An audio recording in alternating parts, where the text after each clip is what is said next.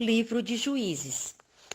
Graça e paz, eu sou a irmã Irene Ximenes e para sua edificação e também incentivo a leitura da Palavra de Deus, convido você a ouvir uns breves comentários sobre o livro de Juízes. O livro de Juízes trata do período após a morte de Josué e a conquista inicial de Canaã pelos israelitas. Durante esse tempo, o povo oscilou entre a apostasia e o arrependimento. Israel era comandado por líderes individuais chamados de juízes. O livro foi escrito para a nação de Israel e registra uma época de desobediência e derrota. Israel conquistou a terra, mas não expulsou todos os povos de lá. Por causa deste erro, eles começaram a adotar costumes pecaminosos daquela gente. Então iniciou-se um ciclo trágico. Israel caiu no pecado e Deus disciplinava com opressão. Quando Israel caía no pecado, Deus levantava a nação estrangeira para oprimir Israel. Aí o povo clamava a Deus por sua ajuda e Deus levantava um libertador, quer dizer, um juiz, e a sua paz era restaurada. Este ciclo de rebelião é repetido 7 vezes no livro, enfatizando assim o amor e o perdão de Deus e também o castigo por falta de fé e obediência. A história de 3 juízes é apresentada em detalhes neste livro. A história de Débora, no capítulo 4, a história de Gideão, no capítulo 6 ao 8º, a história de Sansão, no capítulo 13 ao 16. Os israelitas continuaram falhando em aprender a sua lição. A sua apostasia significou que eles tinham que pagar o preço do julgamento de Deus. Mas quando eles finalmente mostravam arrependimento, Deus, em sua misericórdia, levantava um líder para o povo e a nação tinha restauração e descanso.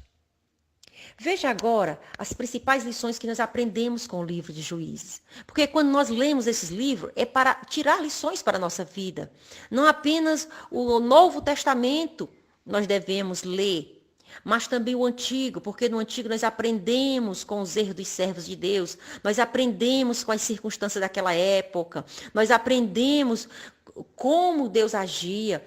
Muitas lições são tiradas, grandes aprendizados com a leitura dos livros do Antigo Testamento. Então, em Juízes, quando nós lemos esse livro, nós aprendemos que há sempre um preço a ser pago por nossos pecados. Mas glória a Deus, porque Jesus Cristo pagou o preço por nós. O Cordeiro de Deus veio ao mundo. O Cordeiro de Deus morreu e ressuscitou e foi glorificado para que nós pudéssemos ser salvos e pudéssemos usufruir da presença de Deus.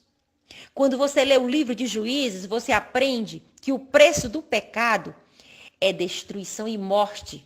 Mas glória a Deus, porque Jesus Cristo é a vida que todos precisam.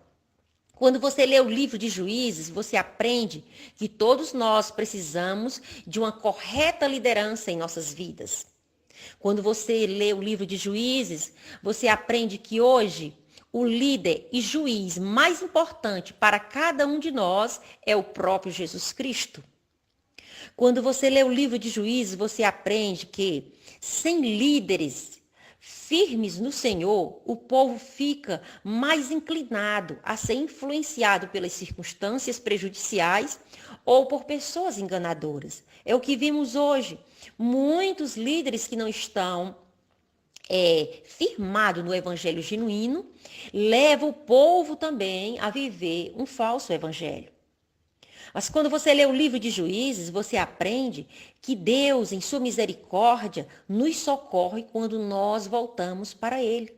Então, não pense que o pecado que você cometeu O seu pecado impede de você se aproximar de Deus. É claro que o pecado nos impede de aproximar de Deus, sim. Mas quando nós temos um coração quebrantado, quando nós nos arrependemos e clamamos por Ele estende a mão para nós, Ele nos socorre.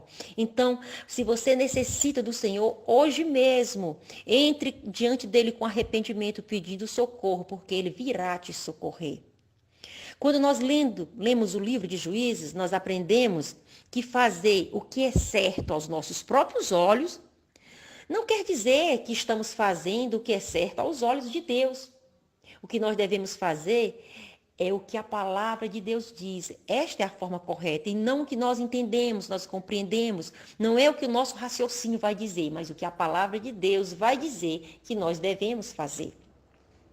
Então, meu querido e minha querida, estude a palavra de Deus, porque ela é solução para qualquer problema na sua vida. Ela vai lhe transformar, lhe fazer uma nova pessoa. Seja abençoado lendo a palavra de Deus. Seja uma bênção na vida de alguém. Eu desejo que Deus abençoe o seu dia. Eu desejo que Deus abençoe sua vida. Que Deus abençoe a sua família.